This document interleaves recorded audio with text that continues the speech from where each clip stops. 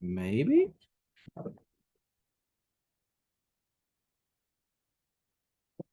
There we go.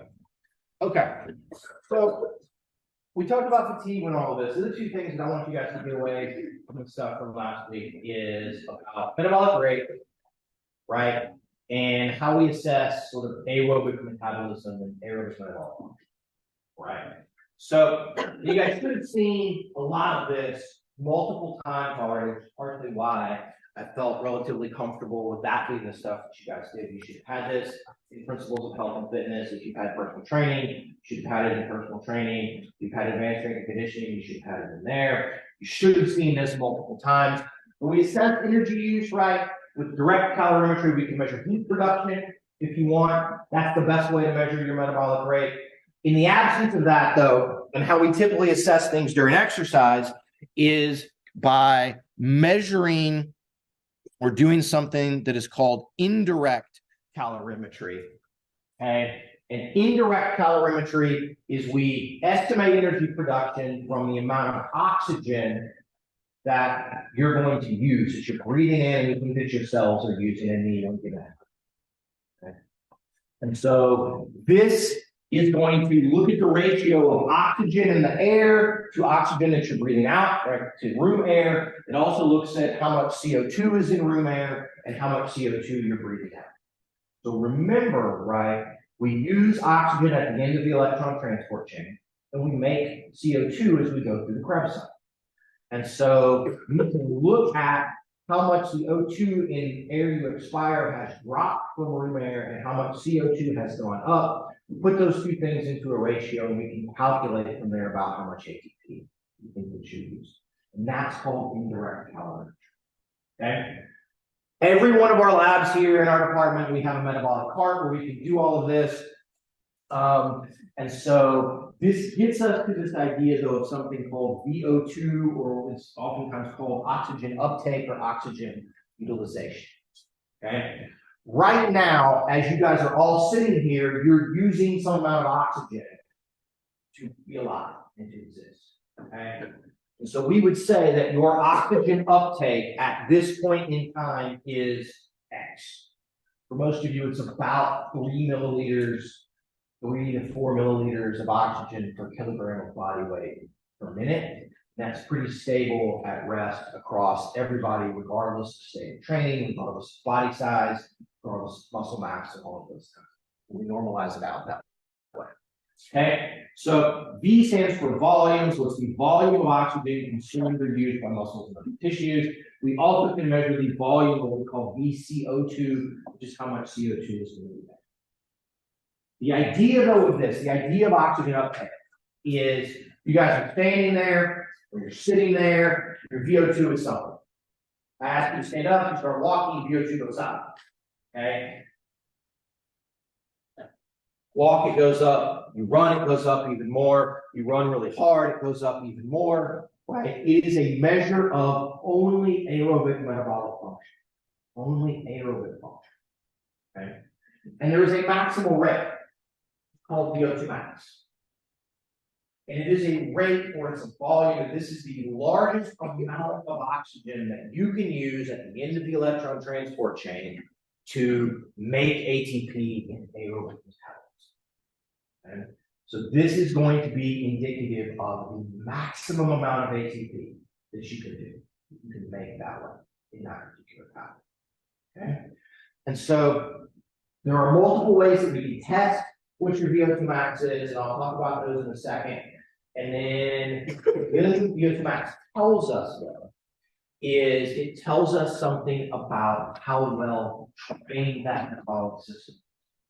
If your maximal VO2 is larger than somebody else, then you can use aerobic metabolism to make more ATP. And if you can make more ATP that way, then we can ideally limit the production of lactic acid, okay?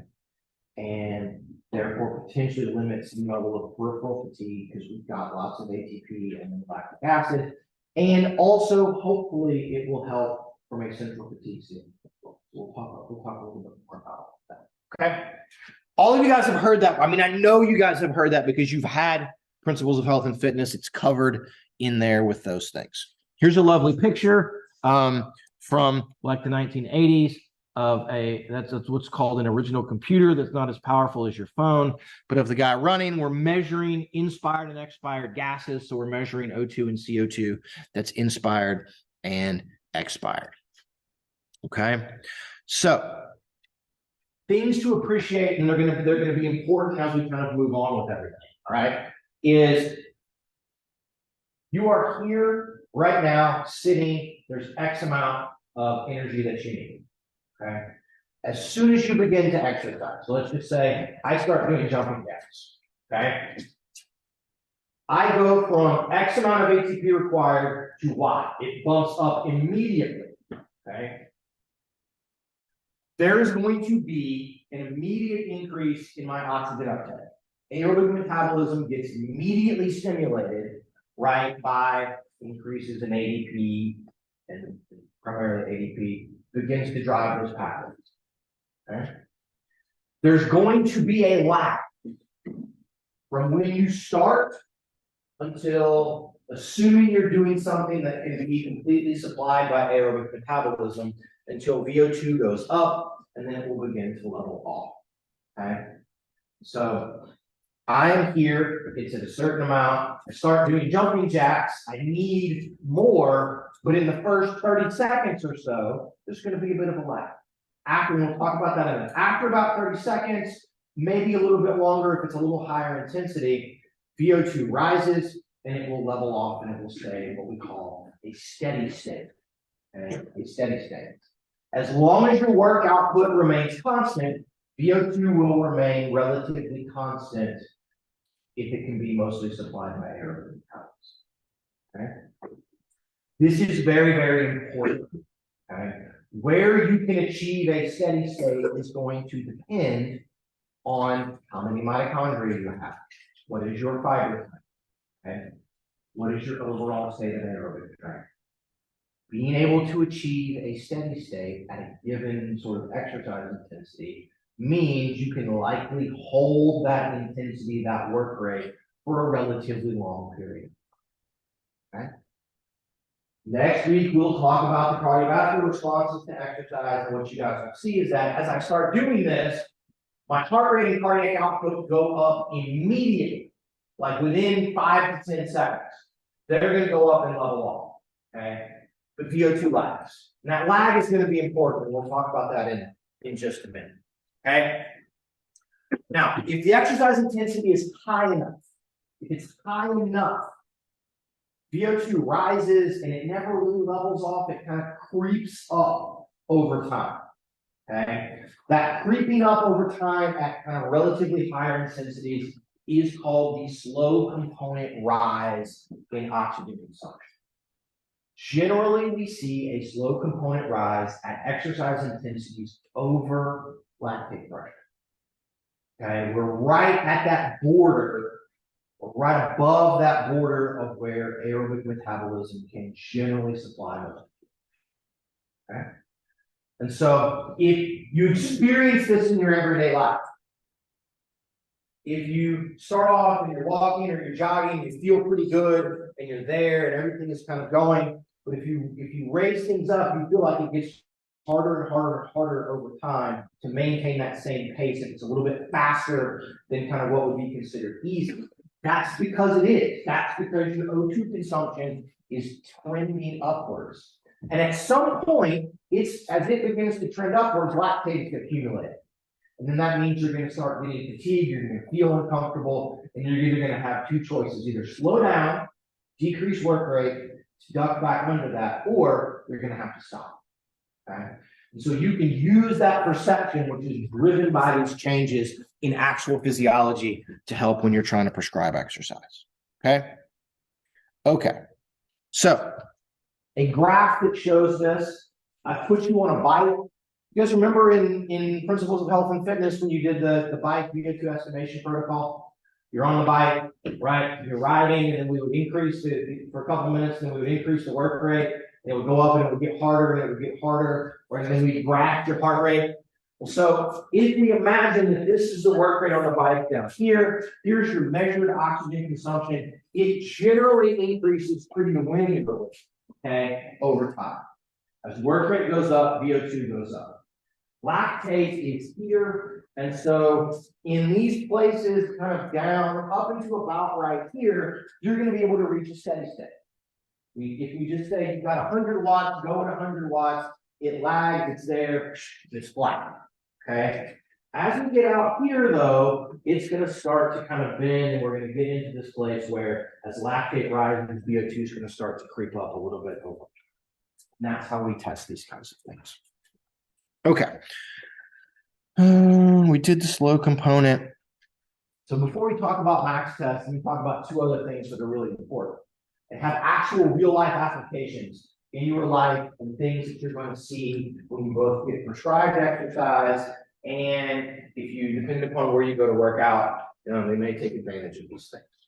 Okay. And that's the purple area and kind of the aqua colored area there. The purple area is what we call O2 deficit. Okay. Here is Dr. Black. Here I am. I'm standing. I'm doing nothing. I have X amount of energy expenditure. Start my jumping jacks, and it immediately jumps. Okay. It immediately jumps. What you see graphed here in red, though, is the response of oxygen consumption. Right. It's going to take a couple of minutes as this increases to come up and reach the steady state. All right. The purple area that's called O2 deficit, this is energy that you need to do exercise, but it doesn't come from aerobic metabolism. So if it doesn't come from there, where does it come from?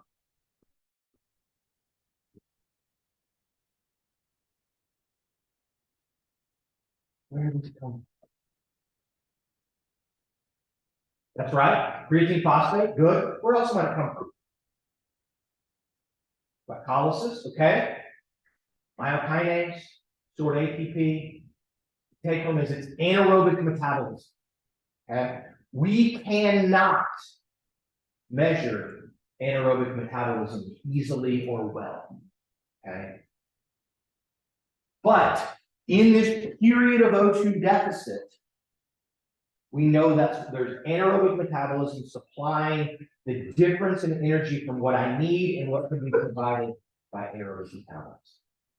Okay.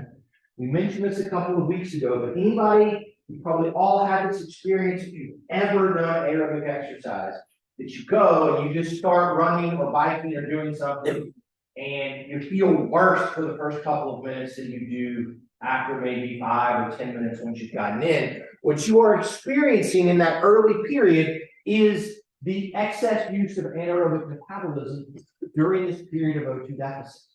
You're making more lactic acid. You're depleting creatine phosphate in this period of time. And so it's going to feel more effortful. You're going to feel worse. And then once aerobic metabolism, once those enzymes get sped up, right, we're making the Krebs cycle work faster, we're making the electron transport change, and it levels off, then you feel better. The size of O2 deficit depends on two things: work rate and your state of aerobic metabolic function. Okay? When you do higher intensity exercise, O2 deficit will be bigger.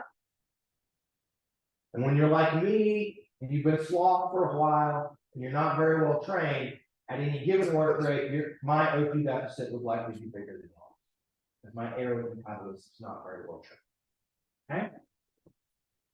We can fix some of this stuff. You know how we fix this?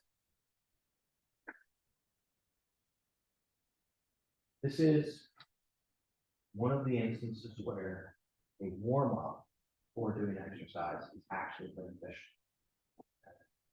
If we take people and we warm them up before everything else, we have them walk, we have them jog, we basically sort of preheat their VO2. We get them, they're going to stimulate their aerobic metabolism, ramp up its speed. It's already working faster. Then you go to do your race, then you go to do your training that day, and we can shrink VO2 deficit. Okay. So this is why for athletes, in many ways, why having a warm up is actually beneficial. Warming up doesn't prevent injury, right? Sometimes if you warm up before you lift weights and you stretch and things, it actually makes your force production go down. So the real benefit is from momentum. Okay. The other thing is what happens after you stop exercising, and that's this aqua area down here that's called EPOC. Right? It's called EPOC. Excess post-exercise oxygen consumption. Okay. Anybody ever been to Orange Theory? No one? Only sucker? Okay. You all are aware of what Orange Theory is, right? It's a gym, it's a workout thing. You go, you monitor your heart rate while you do things.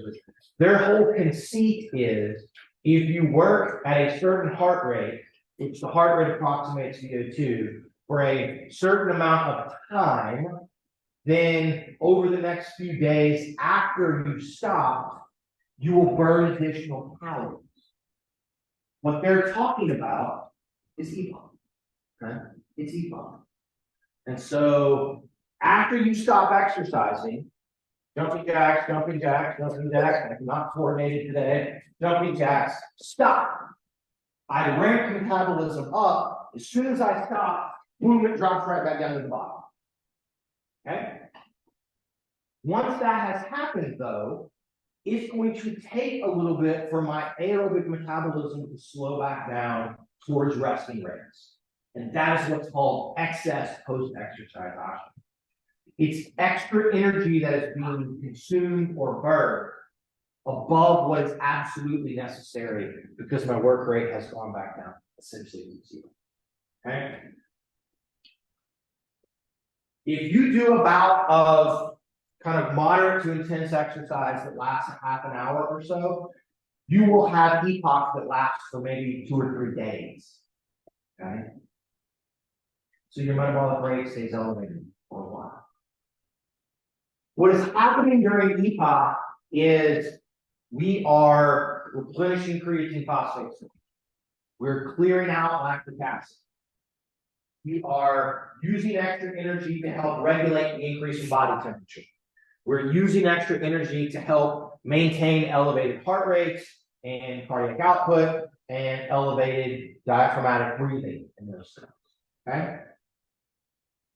The size of EPOC is related to how much energy you use during a bout of exercise. The more you use, the bigger the EPOC is. It's also related to how well trained you are. Marathon runners will have a smaller EPOC. They will recover faster back to baseline than people that are not well aerobically trained. Okay? And so if you want to know who's in the best shape, have them go do some sprints and things, and then just watch who's breathing and things go back down fastest after you stop. Is what that is going to approximate in some ways is going to be their EPOC. Okay? Okay. And so you will encounter O2 deficit if you need to exercise as a warm-up. And then the EPOC idea is very commonly used at Orange Theory and some other gyms and those things. Okay. We did this. Okay. I think that's mostly pretty good for today. Okay. All right. Let me pull up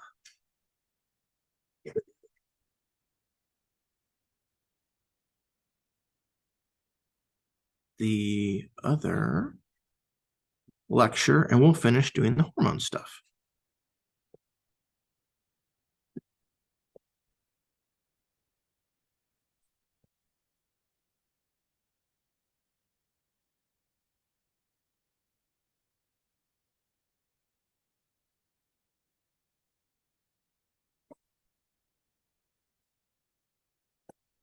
Come on.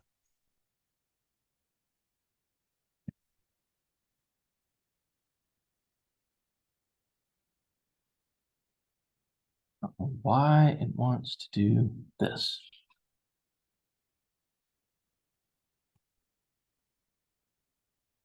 Maybe, kind of, sort of. What? Sorry, everyone. All right, somebody tell me, what are our goals during exercise as it relates to glucose metabolism? What do we want to happen to blood glucose during exercise?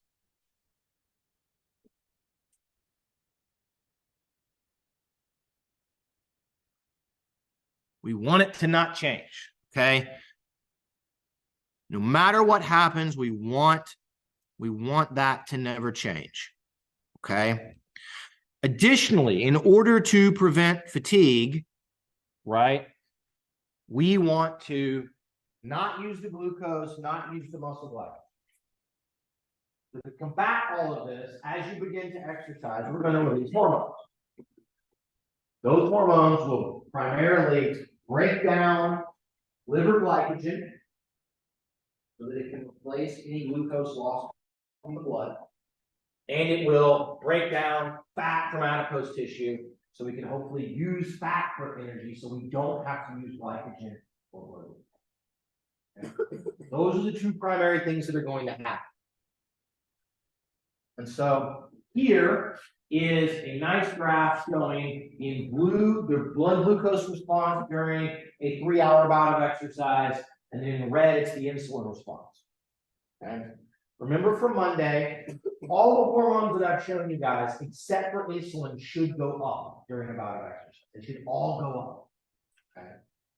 Because all of them but insulin break down liver glycogen and break down adipose tissue to dump fat into the bloodstream. Okay. Insulin goes down, okay, very, very quickly during exercise, because if it doesn't, we'll drive too much glucose into the blood, because muscle contraction functions just like this. So if you have insulin and muscle contractions, glucose falls too much. All right.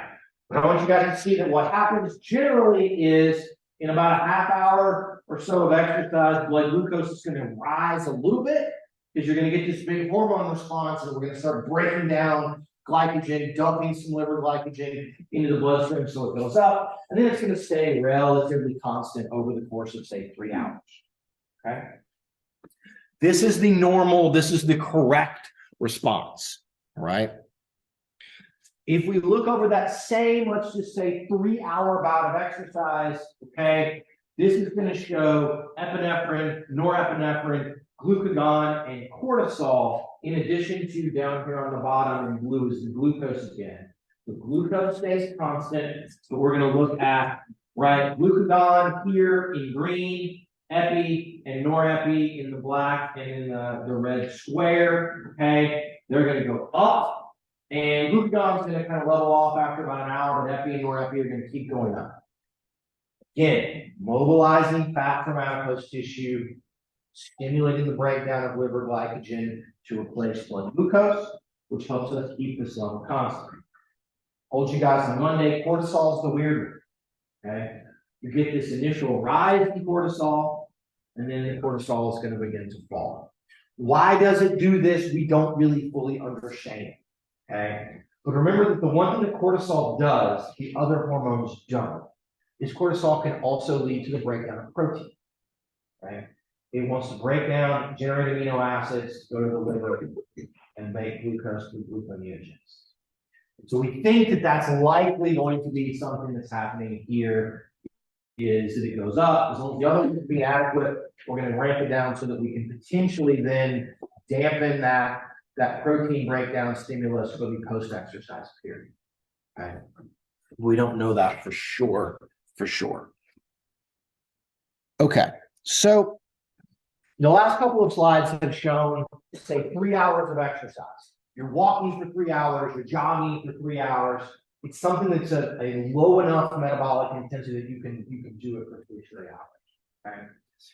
Here, though, is the epinephrine response to, right, different amounts of time, but really it's about different intensities of exercise. And so here, in the purple on the bottom, is the epinephrine response to 40 to about 55% of VO2 max. Okay. This is walking. So you walk for an hour and you get a little bit of an epinephrine response. It's not that metabolically taxing. You don't need to break down that much liver glycogen. And the other thing that epi and norepi do is they stimulate the cardiovascular system. So you don't have to raise heart rate and stroke volume as much when you're walking as you do when you're doing higher intensity exercises. So we don't have to have as high of an increase. Okay? And what you'll note then is as I go from, say, walking to jogging very fast to basically all out sprinting, is as intensity increases, the epinephrine response is going to get bigger. Okay? It's going to get bigger. And again, that does two things. It primarily is going to dump a bunch of glucose from liver glycogen into the bloodstream, so it's immediately available. Because when we're doing very, very high intensity stuff, right, we're going to need a lot of glucose to be able to go in. So we can, one, kind of max out its use in Krebs and ETC, but also so we've got plenty to make plenty of pyruvate so we can make energy through going to lactic acid as well. Okay. And it's also going to help stimulate the cardiovascular. So slightly different things are going to happen over time. In general, the hormones go up, and the magnitude of the response tends to be somewhat dependent upon the exercise. In general, you're going to get a bigger response for higher intensity exercise. Okay. That's the primary take home that I want you guys to have from all of this. Okay. All right. So the next thing is here's the cortisol response. Okay. In blue, cortisol up, and it comes back down, very consistent. Part of one of the things I think we're thinking about ramping down protein things, but the cortisol thing also may in some ways be related to, as we increase epi, norepi, and growth hormone, it may be related to the free fatty acid appearance in the blood. As once we get more fat that shows up, then the need to use glucose, the need to turn non-glucose precursors into glucose is going to fall, so the cortisol. So this is, red line is fat in the blood. Here, same graph, same people, red line again, fat, nope, sorry. Blue is fat in the blood. These are the other hormone responses. What I want you guys to note from this is generally it's going to take a longer period of time to increase blood levels of free fatty acid, blood fat levels, than it is to sort of begin to break down stuff in the liver, break down liver problems. Okay, there's a somewhat delayed response, and so generally it takes somewhere between 30 to 45 minutes in most people to measurably increase blood free fatty acid levels. Okay, this used to be interpreted. So my father, before his back went out, was marathon. And I can remember being, somewhat rural, being in college or being in high school, and him talking about you need to run for 45 minutes before you burn any fat whatsoever. And that was a very gross sciencey kind of approach to those things when you read Runner's World and these things. But there's some science behind it. What that means is, now you're always burning some fat.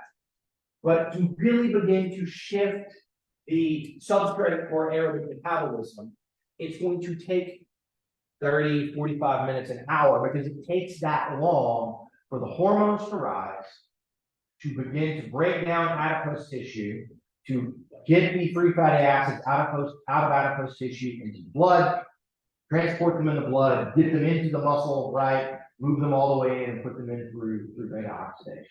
So that's where this idea and this myth in some ways has somewhat come from. Okay, the longer you go, you're doing 3 hours of exercise. By the end, you're going to have very, very elevated free fatty acid levels in the bloodstream. The longer you go, the more of your energy is going to come from fat. Okay? The longer you go, the more it's going to come from fat. Part of this is going to play a big role, we'll see in a little bit, on when and why we might want to use Gatorade. And there's going to be a point when blood glucose and muscle glycogen, glucose may be fine, but glycogen falls. You've got these elevated fat levels, but you still feel like shit when you exercise. And you're going to want to stop. It's going to cause central fatigue. So we'll talk about that in just a couple of slides. Okay. Okay. Here is muscle glycogen levels. Okay. Glycogen levels that are going to be in the muscle. This is time, this is 2 hours of exercise. Okay. This is, we take a biopsy from your muscle, we measure how much glycogen is in there before you start the exercise. Then we have you go for a half an hour or an hour or 2 hours and we pull additional biopsies and we measure what has happened to the body, how much has fallen. And then we manipulate time and we manipulate exercise intensity, and we can see the effects on that. So what you guys can see is basically over 2 hours at 30% of VO2 max. So we're walking, there is some depletion of muscle glycogen. Some of it's gone down. Okay. Over 2 hours at 60%. So kind of a relatively easy-ish jog for 2 hours. I don't know these people. I've never met these. I've met these people. I understand how you can do anything for 2 hours. It's a jog and think it's easy in that particular way. My dad would be like, of course it is. It's not a big deal. Right? We do this, it goes down a little bit farther, but it's not going way down. But look at this. We jump to 75%. Okay. So a very brisk jog. These people are pushing at about kind of the place they can maintain. They go an hour and a half. It goes way down. 90%, it falls really fast, and you kind of can't continue. Right? These are people that are at like 120% of VO2 max. It's basically an all-out sprint for as long as they can go. Huge, giant reduction in that very short period of time. Much steeper decline. Okay? So over time, muscle glycogen gets depleted, but you get a larger rate of depletion the higher the exercise intensity. Okay? This should make sense. You need glucose, right, now, from a metabolic standpoint. The quickest and easiest place to get it is from the muscle. Store it in the muscle, break it down in the muscle, put it right into the Embden-Meyerhoff pathway. Here we go. Okay. So this is going to be kind of what we're looking at. What I want you guys to know though is this. Weird thing happens when your glycogen levels get too low. Okay. And when I say glycogen, I mean muscle glycogen. At a certain point, when muscle glycogen falls enough, it causes central fatigue. Okay. Yeah, I've asked before. Anybody ever done a marathon? Anybody, any marathon runners? No? Any half marathon runners? I walked the whole marathon. Terrible. Terrible. We did it in honor of my wife's late mother. She was a marathon walker the year after she passed. We did it in honor of her. I would never have done it for any other reason. Nor do I have any real want to do it. It's terrible. But when muscle glycogen falls too much, okay, which typically takes 90 minutes to 2 hours, even at relatively sort of high, kind of moderate to high intensities, like about 75% of max. At about 90 minutes to 2 hours, when glycogen bottoms out somewhere down here, you likely still have plenty of liver glycogen, therefore you've got plenty of blood glucose. You have at that point mobilized a huge amount of fat out of adipose tissue. You have enough substrate to make ATP keep up doing this. But weirdly, because your muscle glycogen is low, brain does not like this. Low muscle glycogen inhibits the motor cortex. There's a thing, if you ever read anything or ever do things with marathons, called the wall. And it happens at about mile 18 or mile 19 or mile 20. And you're going along, and you're doing fine, you've not changed your pace, and everything seems okay. And then all of a sudden, you just feel like shit. It's because your muscle glycogen is gone. It's taking you an hour and a half to 2 hours, or however you're going, to get to that place. And even though you have metabolic substrate, trying to continue feels really aggravating. And so people slow down, and people want to stop. You can overcome this, right? Because you have the metabolic substrate to do it, but you have to try harder, and you often will have to slow down. Okay? So this is what's going on here. Right? How might I go about not depleting my muscle glycogen? One of the ways is to just have more of it. Okay? just have more muscle glycogen. And so there is a thing that is done in the endurance world called glycogen loading. Okay, glycogen loading. To load muscle glycogen, we can increase your muscle glycogen maybe 25 to 35% or so in most people. What we know now is all we have to have you do is for the 2 days before you're going to do something, eat a bunch of carbs. Okay. All that candy you ate last night, you're going to eat today, right? This morning, it's the time to go to CVS or Walmart or Homeland and buy the candy that's on sale. All those carbs, all that sugar, you're glycogen load. That's all you're doing. Tell yourself that. I'm glycogen load. Okay? And so if you eat a bunch of carbs for a couple of days, and by a bunch, I mean like go to Olive Garden and get all you can eat pasta for like 3 straight meals, eat all the breadsticks and those things. Okay? You can raise your muscle glycogen level. So if I have more to start with, it will take me longer to deplete it down like this. And therefore, I can prolong when that central fatigue is going to set in. Okay? People that are going to do mostly marathons need to glycogen load for it. It's very advantageous. There used to be an old protocol in the 70s where you would run for like 3 hours and you would deplete your glycogen, and then you would basically eat keto for like a week and not eat any carbs. And then in the 2 days before you were going to race, then you would eat a bunch of carbs, and you get this big sort of up and overshoot. And we don't know how you don't even have to deplete them.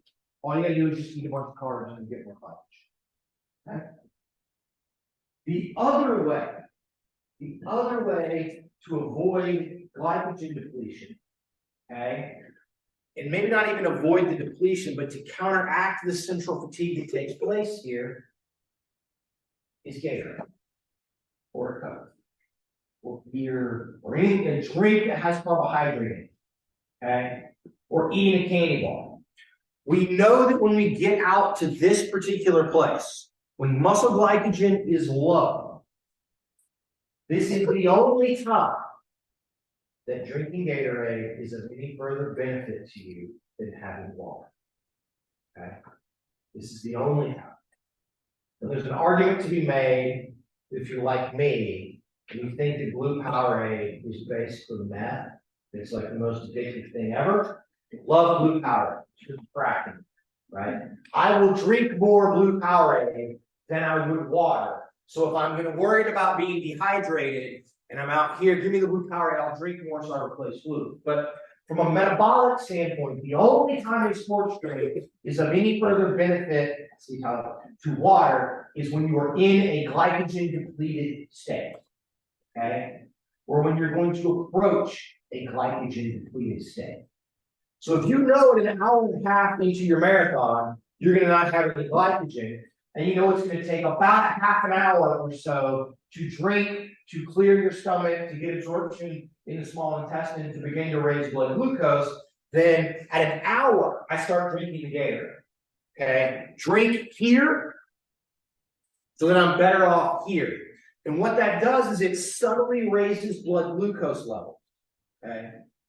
And that small increase in blood glucose makes the brain happier. And we know that that leads to then less inhibition of the motor cortex because it feels what the brain is worried about is no muscle glycogen. The only carbs that are left are what's in the blood. And if we deplete those, then we can die. So it starts thinking the solution is stop exercising, you idiot, and therefore we won't use blood glucose. So here and even here, they drink Gatorade, you drink Powerade, something that has carbs, you eat a candy bar, you eat little goo packs or whatever, all of that, that's when the benefit is. Okay? That is a real physiological thing that works, but only in those instances. Okay? You're going to go lift weights today, you don't need Gatorade. That's dumb. I mean, drink it if you want to drink it, that's great. But you don't need Gatorade. Okay? This is when there's real physiological benefit. I was gonna ask about like the running gels. Same thing. Okay? Same kind of thing. Some of the gels also have caffeine in them. Caffeine is good. Honestly, if you really want the caffeine, you want to go faster, you can buy caffeine gum. Absorption of caffeine in the mouth from gum and things that are there takes about 15 minutes to reach kind of peak blood concentration levels. When you drink coffee or things that have to go through the gut, it's going to be 30 to 45 minutes before it peaks. You get a faster bump if you take it with gum. So have the gel pack, have the Gatorade, choose some caffeine gum. You'll feel better out here. Okay. So we've covered a lot of this. Let me talk the last little 10 minutes here, and I apologize if you can barely see this. We'll talk about the other kind of hormonal responses to exercise. We've dealt with the big primary one, which is substrate and really glucose metabolism during exercise, how we maintain blood glucose levels. There's also a response that relates to fluid balance, and it's primarily regulated by kidneys. Okay. Kidneys are really interesting to me. You guys know that kidneys are one of the primary regulators of blood pressure, right? All I got to do is make you pee more, and your blood pressure goes down. Right? So there's some weird things that are going to happen. But exercise does certain things very predictably to kidney function, and it's related to what is happening with basically plasma volume levels and kind of water balance. Okay. And we'll talk later in class about how we do thermoregulation, but a lot of fluid balance during exercise and after is related to being able to maintain your ability to dissipate heat during exercise. Okay. So the primary thing that happens when you exercise is that water moves out, okay, out of the blood and into primarily the muscle cells that you've been using to exercise. Okay. This is that elusive pump that all bros with. Curl, be good, right? All of this. This is driven by two things. One is what's called osmotic pressure. This is the buildup of metabolites within the cells. The muscle cell contracts, right? We move sodium, potassium, calcium around. We have hydrogen ions in these things. That draws the water in to try to dilute those things. That is osmotic pressure. There is also what we call hydrostatic pressure, which is water pressure. As you exercise, blood pressure goes up. When blood pressure rises, the pressure in the vessel is higher than the pressure of water in your cells, and it will drive the water out of your blood or out of blood vessels and into those cells. This is how we get it in. We also have to combat, though, the idea that as you exercise, you may heat, core body temperature goes up, and your primary response to that is to sweat. Okay? So then you will lose water out of the blood and out of cells in sweating. Okay? So plasma volume, the amount of water in your blood and therefore your total blood volume may fall from 5 to 10% over time during a bout of exercise. Very, very common. Okay. Some of this is actually good for us. We'll talk about that next week, kind of the how and the why that's potentially good for us. Okay. But it can, especially if you're exercising for a long time, and especially when you exercise and it's hot out, you can become dehydrated, and you can therefore be in a place where it's more difficult to regulate and cool yourself off. Do you guys know that if you couldn't sweat, you'd kill yourself, you'd cook your brain within a half an hour? Okay.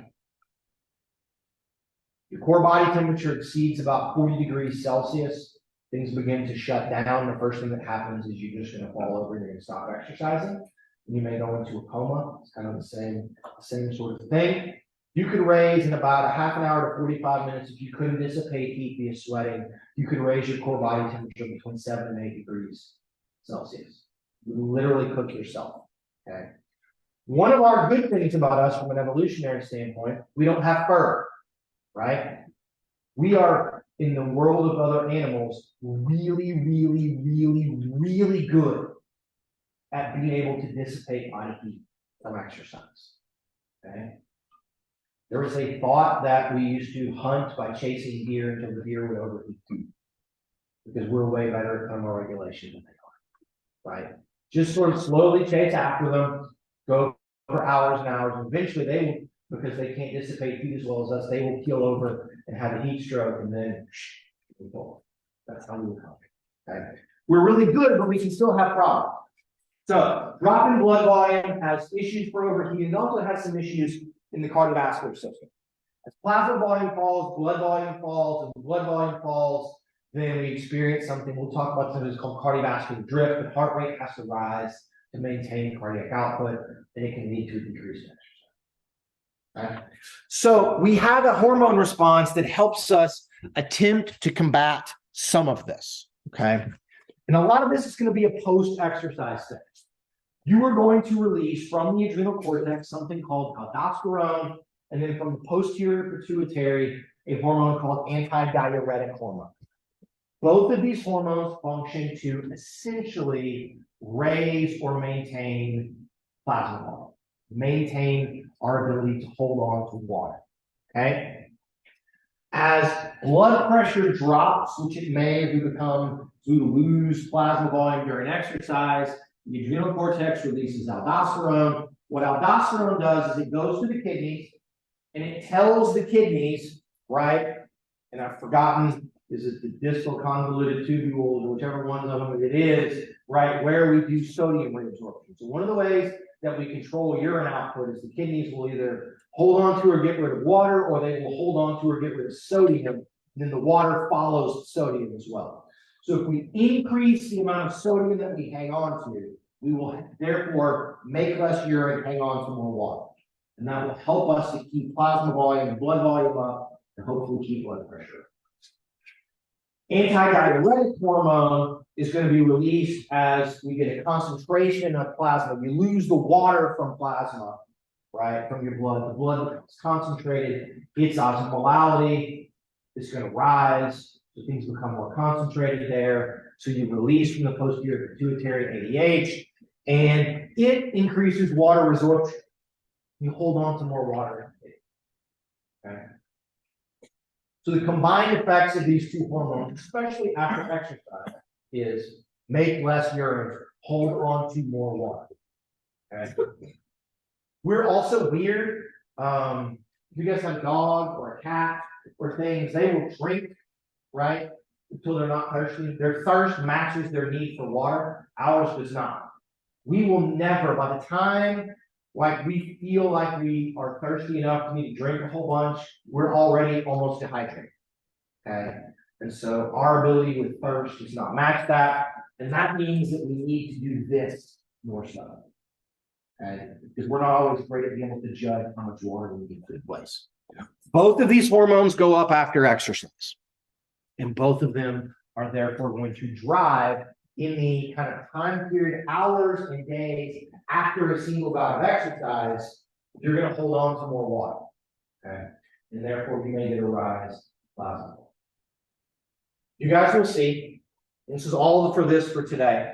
Okay. You will see when we get into the responses to aerobic training. One of the things that happens is your blood volume increases, your plasma volume increases. This is a very powerful adaptation to help us raise our VO2 max. You run today, your plasma volume will be higher tomorrow than it was today because of ADH and aldosterone. You do that for a couple of times this week, and within a week, I can measure an increase in your VO2 max because you've got more water in the blood. Plasma volume has gone up, it makes your cardiac output go up. We'll get into kind of how and why of that. We're very, very powerful. Okay. Right. That's hormones. I'm going to give everybody, because like I owe you one, and I meant to put it up today, and Chip got away from me last night this morning. Everybody gets a free quiz. We should have had a quiz today, right? Because it's the end of the hormone stuff. I didn't get it right. I'm just going to give everybody a free quiz. Okay. I am also, if some of you need it, I am also going to give a take-home, another take-home assignment. Okay, you're going to get two of them. One is going to be a chart that we would normally have done in class, kind of like what we did on Monday on hormones. What is the hormone? Where does it come from? What is its function? What is its response to exercise? Why is that important? Okay, you're gonna get a chart, you're gonna fill it out. I want it turned in by Monday. You're gonna get a second one, okay, on the cardiovascular system thing. It's not due on Monday, but I'm gonna get it posted today. It will be due Wednesday of next week on all of that, and I want you guys to work through that. I'm not gonna have a quiz on Monday about cardiovascular, it'll probably be Wednesday. Okay, I'm just gonna give everybody a full quiz with that. Okay, cool. If you want to see your test that you want here on Monday, come by my office, see it. If you did not do your revision on the test on the first one, and you'd like to do those and get points back on this test, come and see me. I have a list of who you guys did that. I think that's everything. Okay. Awesome. Bye, everybody. Have a good weekend. Did I already give you credit for it? 5 years. All right, with everything. No, it's okay. It was fine, right? Okay.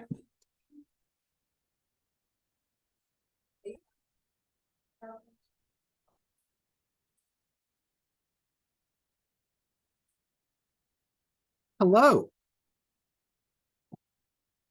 No, I make sense. If I can't leave it,